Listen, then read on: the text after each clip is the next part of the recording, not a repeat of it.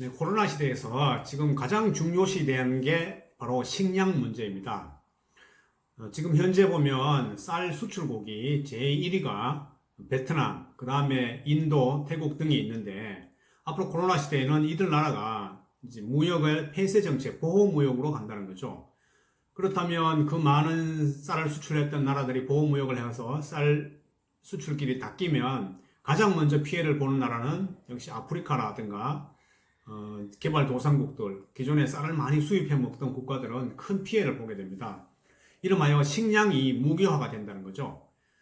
식량이 무기화가 된다는 것은 비단 뭐 요즘의 문제만 아니라 과거에도 식량이 무기화된 적이 많았어요. 그래서 오늘은 식량이 무기화된 예를 한번 살펴보고자 합니다.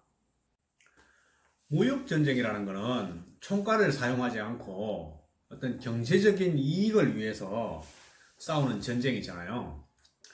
그러니까 총과를 사용하지 않는다는 것은 무력을 사용하지 않는다. 어떻게 보면 제1차원적인 싸움이 무력을 동원하는 그런 전쟁이라고 하면 무역전쟁이라는 것은 좀 더 고차원적인 어떤 식량을 무기로 우리가 전쟁을 한다는 것은 어떤 총과를 무기로 전쟁을 한다는 것보다는 훨씬 더 어려운 싸움이 되겠다.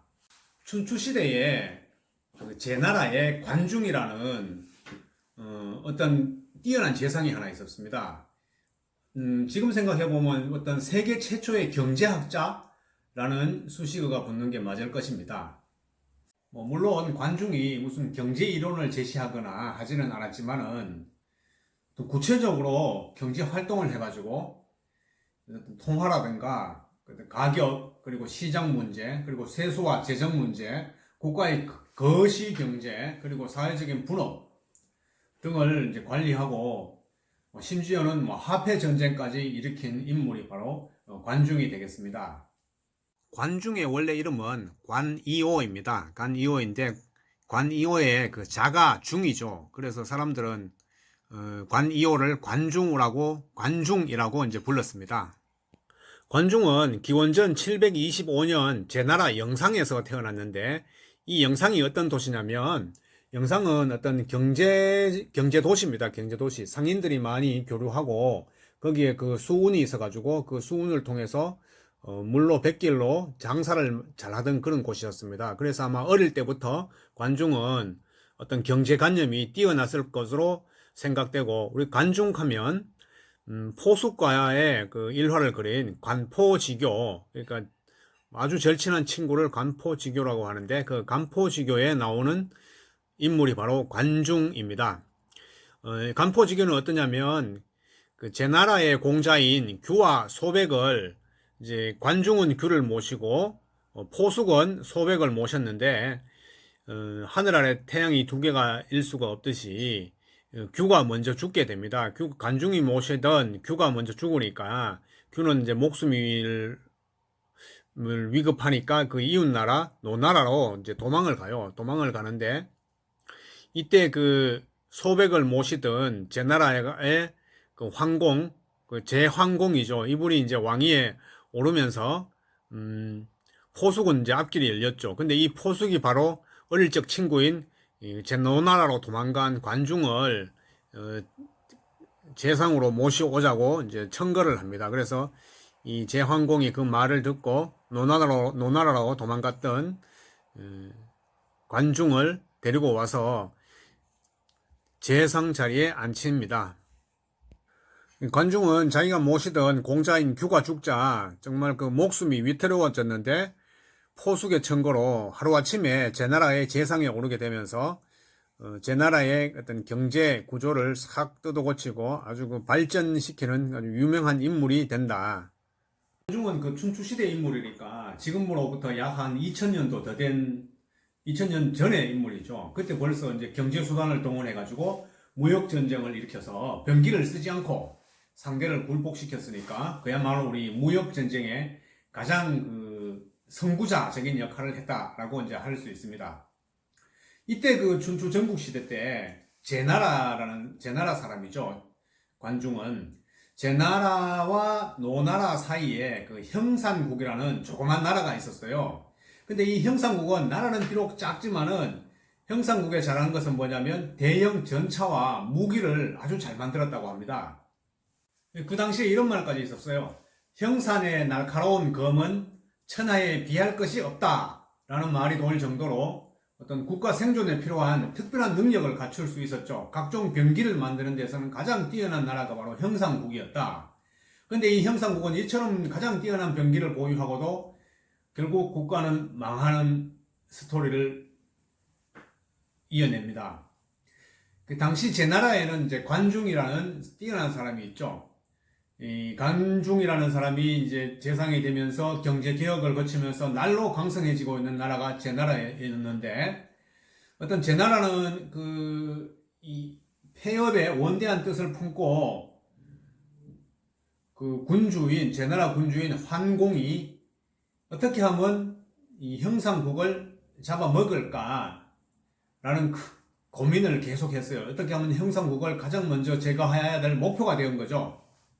제나라의 황공은 군사를 보내서 형상국을 공격하자라고 이제 제안을 했는데, 사실 이 황공도 굉장히 겁이 났던 겁니다. 왜냐하면 형상국은 이 병기 수준이 세계 최고니까, 그 당시만 해도. 그래서 무력으로 공격을 하더라도 우리가 이길 가능성이 있을까라고 굉장히 걱정을 했습니다. 그래서 관중을 불러서 어떻게 하면 좋으냐라고 의논을 했더니만은 관중이 이렇게 말합니다. 공께서는 사람을 시켜 형상국의 무기를 비싸게 사십시오. 그러면 옆에 있는 연나라와 대나라는 반드시 공을 따라 그것을 살 것이고, 또 다른 나라 진나라와 조나라도 이를 들으면 분명 무기를 살 것입니다. 서로 무기를 사려고 다툴 것입니다. 그러면 형상국의 무기는 가격이 배가 될 것이고, 천하가 이를 다투면은 10배 이상 형상국의 무기 가격이 뛸 것입니다. 라고 얘기를 했죠. 그렇다면 이렇게 말한 이 관중의 의도는 과연 무엇일까요? 관중은 이미 알고 있었죠. 그 전차 한 대를 만드는데, 대형 전차 한 대를 만드는데 적어도 1년 반이 걸린다. 그래서 병기 제작에는 항상 시간이 오래 걸린다는 거에 약점이었죠, 그 당시에는. 그래서 만약에 제나라가 형상국의 병기를 값싸게 사면, 비싼 값으로 사면 그 이웃 나라인 연나라하고 대나라도 자기 방어력을 높이기 위해서 무기를 따라서 살 수밖에 없다. 그러면 또 이웃 나라인 진나라와 조나라도 제나라가 만약 그들을 공격하려고 무기를 사는 게 아닌가 하고 생각하면서 형상국의 병기를 또 살 것이다. 그러면 이 형상국의 병기 가격은 아주 급등하게 되는 거죠. 왜냐하면 형상국의 병기 생산량은 정해져 있으니까. 만약에 온 천하가 다투어가지고 형상국의 병기를 다 산다면 어떻게 되겠어요? 앞으로 그걸 예상한 거죠. 제나라의 황공은 그 관중의 말을 듣고 형상국의 무기를 2배 이상 비싸게 사기 시작합니다. 그랬더니만 아니나 다를까 연, 대, 조, 진나라가 가격을 불문하고 형상국의 병기를 앞다투어 사기 시작했죠. 형상국 입장에서 보면 생각지도 않았던 호박이 넝쿨째 굴러 들어왔다. 각 나라에서 전부 자기 나라 무기를 살려고 정신을 못 차릴 정도로 뛰어드니까 이 형상국의 임금은 당연히 기뻐할 수밖에 없죠. 형상국의 군주는 이렇게 얘기합니다. 세상이 우리 병기를 앞다투어 사려고 하니 가격을 10배로 올려라 라고 명하죠. 그럼에도 불구하고 그 각국의 주변국들은 형상국의 무기를 살려고 계속 달려듭니다. 그러면 어떻게 되느냐면 형상국의 백성들이 아주 그 기존에 농사를 지어야 되는데 농사를 팽개치고 전부 병기 공장으로 달려가서 무기 만드는 일에 몰두하게 됩니다. 그러면 결국 농사 짓는 사람이 없으니까 형상국의 토지는 아주 황폐화되고 말게 됩니다. 이것이 그 옛날 우리 나이지리아에서 기름이 날 때 그 나이지리아가 사실 농업을 해야 되는데 이 농업을 전부 팽개치고 기름에 올인하다 보니까 국가 전체가 이제 문제가 생긴다. 이것을 우리 경제학에서 자원의 역설이라고 이제 표현을 하기도 합니다. 이 자원의 역설이라는 게 바로 이 형상국에 딱 들어맞는 그런 케이스가 되죠. 그러니까 1년이 딱 지나니까 관중은 뭐예요? 이 형상국에 사람을 보내가지고 고가로 또 이번에는 식량을 사 모으도록 합니다. 이번에는 식량을 사들이니까 바로 이 형상국의 식량 가격이 2배, 3배까지 뛰는 거죠. 그러니까 불과 17개월 만에 형상국의 병기 가격은 10배, 식량 가격은 3배까지 오르게 됩니다. 이때 형상국은 돌연 이제부터 병기가 필요 없다 하면서 국교를 단절해버립니다. 제 나라가 형상국에게 국교를 끊어버리죠. 그러니까 바로 이 형상국은 혼란에 빠질 수밖에 없죠. 제 나라가 일방적으로 계약을 파기해버리니까 그간 그 고가로 병기를 사던 다른 나라들도 거래를 끊어버렸어요. 그랬더니 뭐예요? 형상국은 병기로 더 이상 돈을 벌지 못하다가 또 토양은 또 농사를 안 지니까 항폐해질 대로 항폐해진 데다가 때마침 기근이 닥치자 어쩔 수 없이 제 나라에서 고가로 식량을 다시 역수입할 수밖에 없는 형편입니다. 그렇게 되면 뭐예요? 그 나라는 결국 파산하고 만다. 기근이 닥치면 제일 먼저 일어나는 일이 백성들이 도망을 갑니다. 그러니까 그 형상국에 있는 백성들이 전부 제 나라로 도망을 가버렸어요.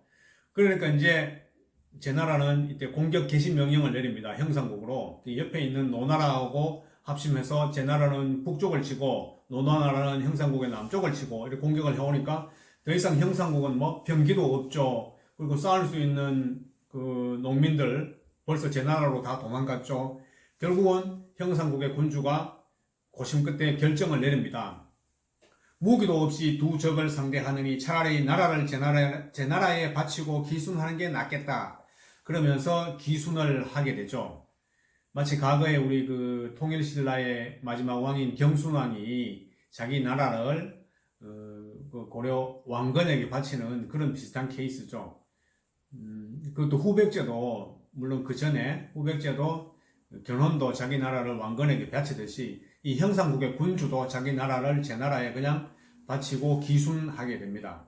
이름하여 제 나라의 완벽한 승리다. 이것이 바로 세계 최초의 식량을 통제해서 경제의 주도권을 장악함으로써 쉽게 말해서 칼에 피 한 방울 묻히지도 않고 형상국을 차지해야 하였던 최초의 식량이 무기화되는 전쟁이었다. 이 전쟁의 지략은 관중에게서 나왔다라는 것입니다. 제 나라의 관중이 취한 무역전쟁, 형상국과의 싸움에서 식량으로 승리한 전쟁을 오늘날에 비추어 보면 오늘날의 어떤 미중 간의 무역 갈등 그리고 코로나 시대로 인해 가지고 지금까지 그 쌀 수출국이었던 베트남이라든가 인도 이런 애들이 만약에 보호무역으로 무장을 하고 자기들의 쌀을 수출을 안 하겠다라고 이제 하면 정말 그 지금까지 그 쌀을 수입에만 의존했던 나라들, 특히 그 아프리카에 그 못 살던 나라들은 굉장히 경제적으로 타격을 입게 된다. 이것이야말로 정말 총칼 없는 어떤 무역 전쟁이 되지 않겠나 하면서 좀 심각한 고민에 한번 빠져봅니다. 네, 감사합니다.